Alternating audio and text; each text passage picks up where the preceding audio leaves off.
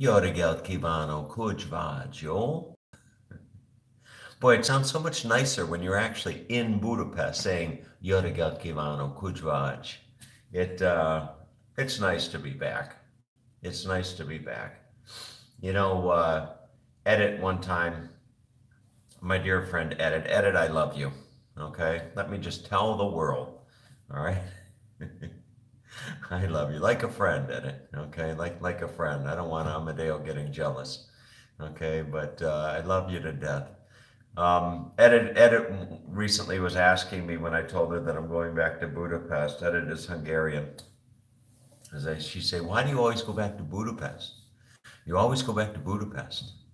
And you know, I guess in great part I feel comfortable here. I know how to get around. I know a little bit of the language. And fact of the matter is, in many ways, it feels like home for me.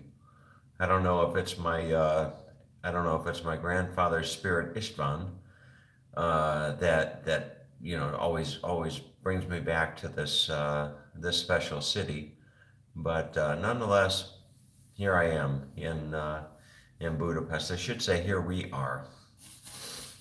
Dad made it through customs. You see, I got Dad. I went down yesterday in Porto, and I had him do a number on Dad here. So Dad is all wrapped up, and I was thinking yesterday, where am I going to hang Dad when I get back to the States? And probably in my office. I'll probably put Dad up in my office. It'll be something to have Dad back in the house again. But anyway, I thought that I would spend a little time this morning and share some thoughts with you, and as well share a little story with you. Years ago, I don't remember the exact year. If I gave it some thought, I might be able to. I think it was about. It might have been about 1998. Might have been the year. I think it was somewhere around there. But that's when I became. That's when I became born again. That's when I became a born again Christian. And I'm not going to tell the whole story about becoming a born again Christian, other than to say, I went out to a beach on a cold January day back in I want to say '98. For the sake of this, we'll say '98. But it was a cold January day in January of '98, and I drove out to a place called Jenner, Jenner, and I stood right near this place called Goat Rock. You can Google it, Goat Rock. Matter of fact, you Google Goat Rock Tom Hall, you might see a video. But anyway, so I drove out there, and that's when I accepted Christ. That's when I became born again. Was that day standing on the beach, and you know what? When I accepted Christ into my life, the ground didn't shake, the skies didn't open, nothing significant happened. Nothing significant at all. It was just it was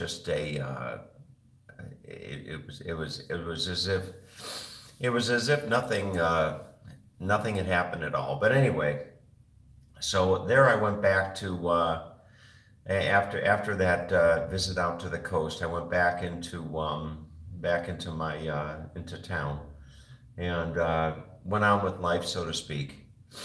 And over the ensuing next few weeks, I made a decision, and that decision was to. I had been in California for about 10 years or something like that. I had been in California the better part of 10 years. I had left Cleveland probably about 10, 12 years before that, maybe 15 years. I had left Cleveland for the military. And for the most part, I was estranged from my family, living out on the West Coast. And for most of the time that I was living out on the West Coast, I was living hand to mouth. I was living hand to mouth. There were times I was sleeping in my car during that stretch in time of my life. but I didn't have a pot to piss in, as the saying goes. But maybe over in Ireland, Harry says we didn't have a pot of gold or something like that. I don't know. Americans say pot to piss in. So I didn't have a pot to piss in back then in my life.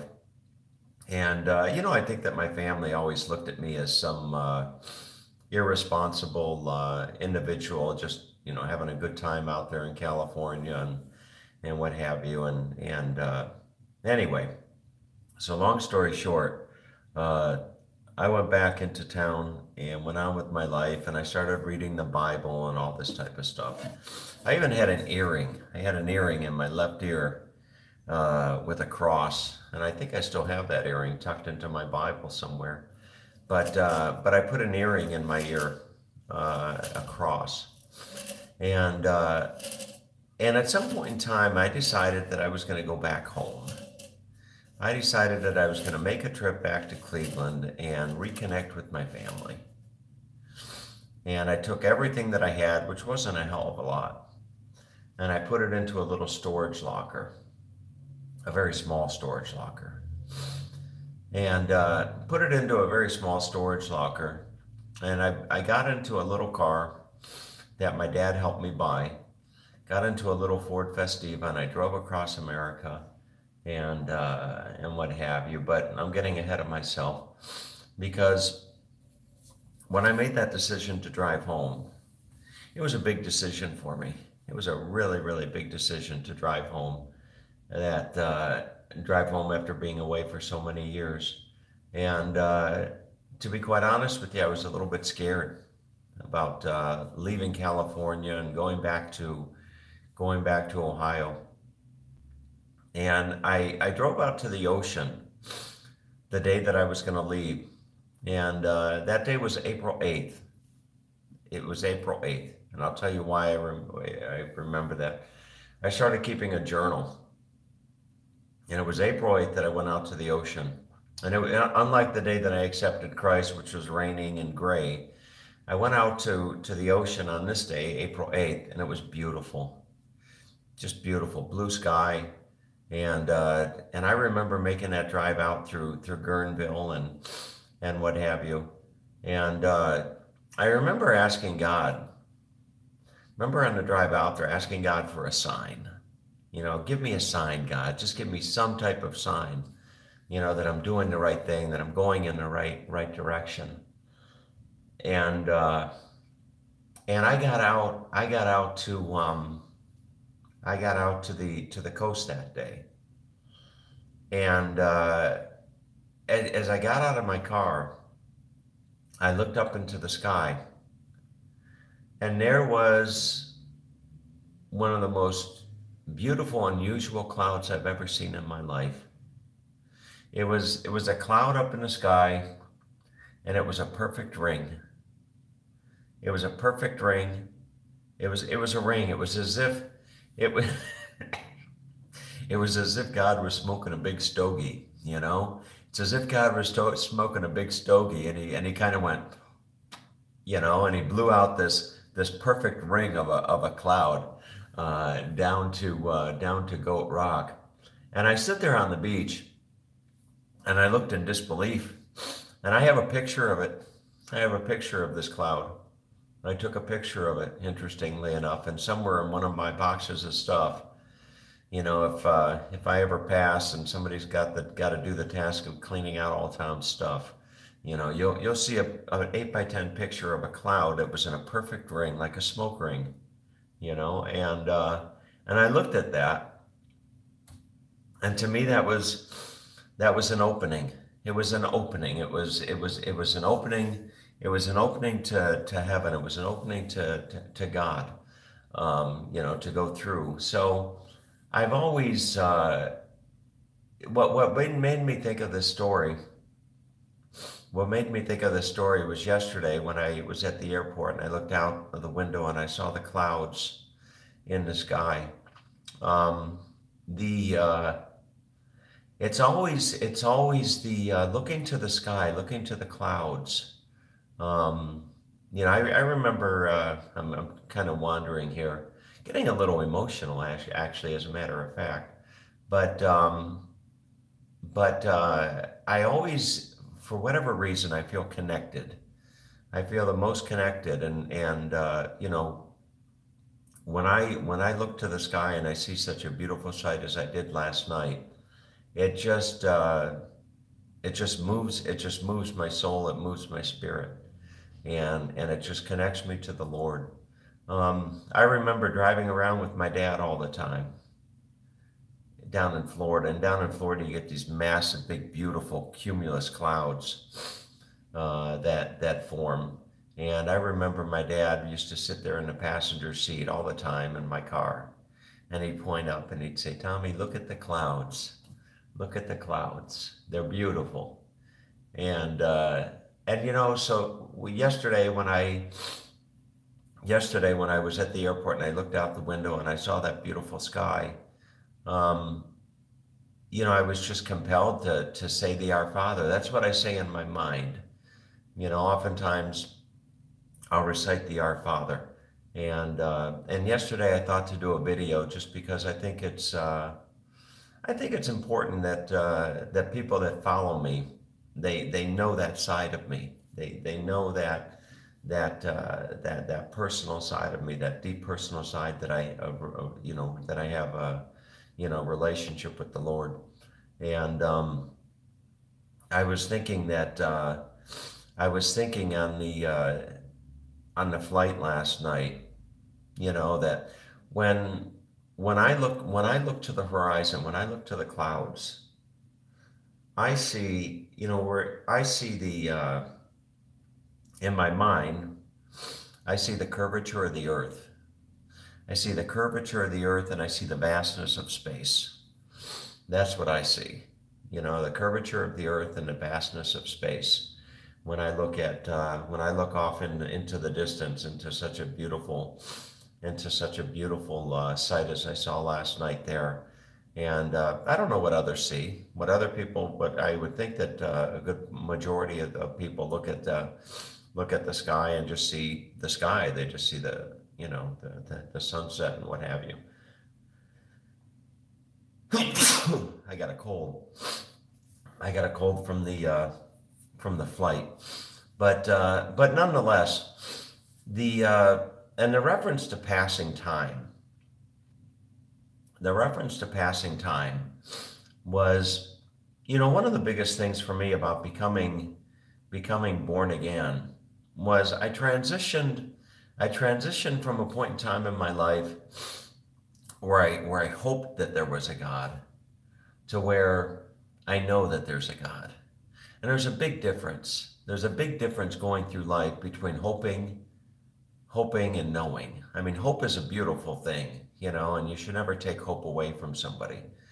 But I got to tell you, to transition from hoping that there's a God to being in a state of mind that you know that there's a God, it changes everything.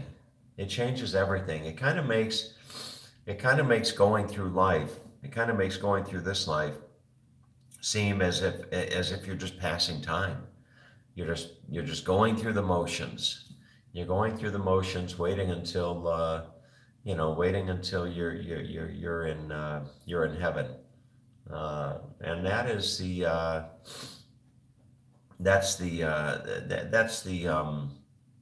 those are some of the thoughts that have been going through my mind, and anyway. But what else was I thinking? You know, there's somebody out there that writes me emails on a regular basis, and I'm not going to call the individual out by name, but this individual, I think, watches my videos every day, and sent me a nice email yesterday about my relationship, or the video that I did with you know, saying the Our Father and what have you, and you know, I don't always reply. I get your emails and I love them. You know, I get the emails. I love the emails. I read them. I don't always have the time to reply. And to be quite honest with you, I type all day long. You know, Skip Smith, you got to work a mention of Skip Smith into the video. Skip Smith's got nothing but time on his hands. Skip Smith replies to each and every email that he gets. I think he does it like this. I think Skip. I don't think Skip Smith knows how to type, and I think he types like this. But but anyway, I get your emails, and I just wanted you to know. So anyway, that's about it. What a nice place, huh? What a nice place to wake up to. Just a beautiful, beautiful place to wake up to. It's quiet, it's warm, the internet is good, life is good. So I rented a car, pick it up tomorrow morning. It's going to cost me $300 for 2 weeks. Hmm. And I'm going to do what my dad used to always tell me to do. I'm going to saunter. I'm going to saunter my way across Europe for 2 weeks. Saunter, Saunter. That's your 50 cent word for the day. So I'm going to saunter my way across Europe, and I think I'm only going to book my accommodations one day at a time. I'm going to book my accommodations one day at a time. Tomorrow I'm going to go and stay in a wellness hotel somewhere down in the Balaton area of Hungary. And then Friday I'm going to inch my way just a little bit closer down towards Zagreb. Maybe I'll go to Peć or Vilani on Friday night. And then Saturday it's Zagreb, and then I'll just work my way around. I'm thinking about going to Prague on that trip, but we will see. Anyway, thanks for thanks for listening, and have a great day. Okay, all right, see ya. I think in Budapest they say Vizslat. George can tell me. I think George, isn't it Vizslat? Something like that. All right, take good care.